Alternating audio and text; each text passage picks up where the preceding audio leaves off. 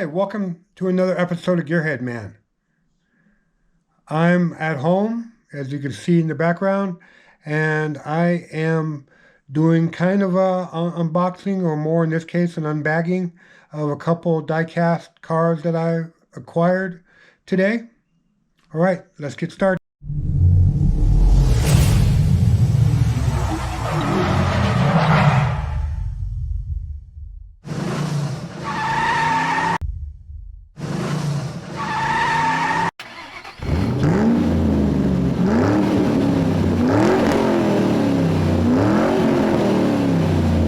Like I said earlier, I stopped by Shelby American to film an episode, and while I was there, I went inside the Heritage Center and the retail store, getting some footage, and came across what's in this bag from Shelby American. A couple of little die-cast cars. And let's take a look at them. These are Hot Wheels, so let's take a look at the first Hot Wheel. These are the Shelby collection. They have a huge, there's a bunch of cars in the collection, in the series, and what they had in stock, I picked what I felt was the best two that I was most interested in. This one is the 2006 Shelby GT H. The H stands for Hertz Car Rental. And this is the second time that Shelby American went in alliance with Hertz to give them a bunch of cars so the public could rent a Shelby Performance Mustang and experience it. Now, they originally did this back in late 1960s, and that was a great deal for both Shelby and Carroll Shelby and Shelby American and Hertz as well. But however, when the cars were returned, all they would check really was make sure the body and the interior were in the same condition they went out in, because a lot of people would take these cars to the racetrack and race them, drag race them, and that's where the issue came in, that they weren't checking more thoroughly, as they would say. And months later, some of the cars went out, the cars were kept going out.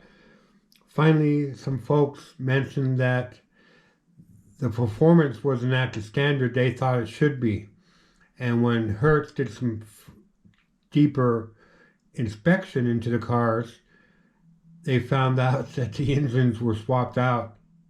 And by the time they found it, there was no way to know who did it and where they went and all that. So bring us back to 2006. Shelby American and Hertz decided, well, we're not going to let that happen again. One, because we're going to be checking thoroughly not only the interior and the exterior, we're going to be checking under the hood as well.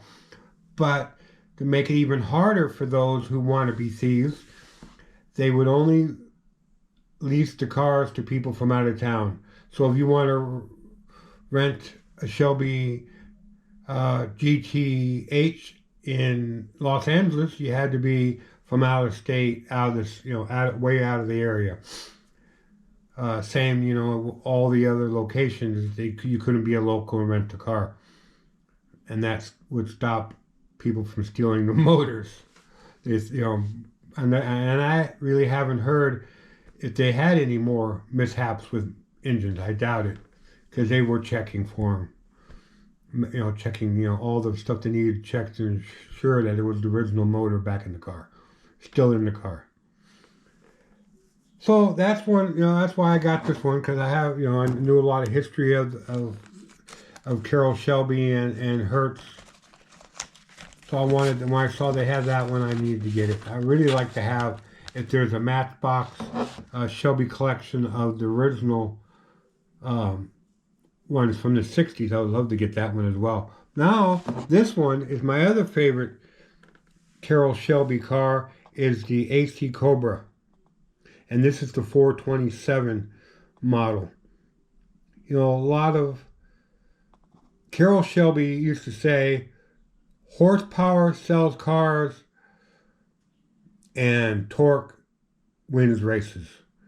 Shelby American won more races with the 289 because my understanding it had more torque, a little less horsepower than the 427, but it would win more races. And I think it was lighter too, a little less weight in the car. It's a big difference when you're on the track.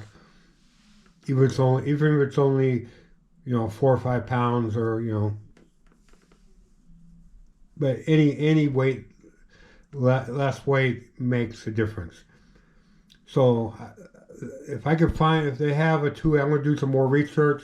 If they have a 289 Cobra in this series, I want to find one and get it.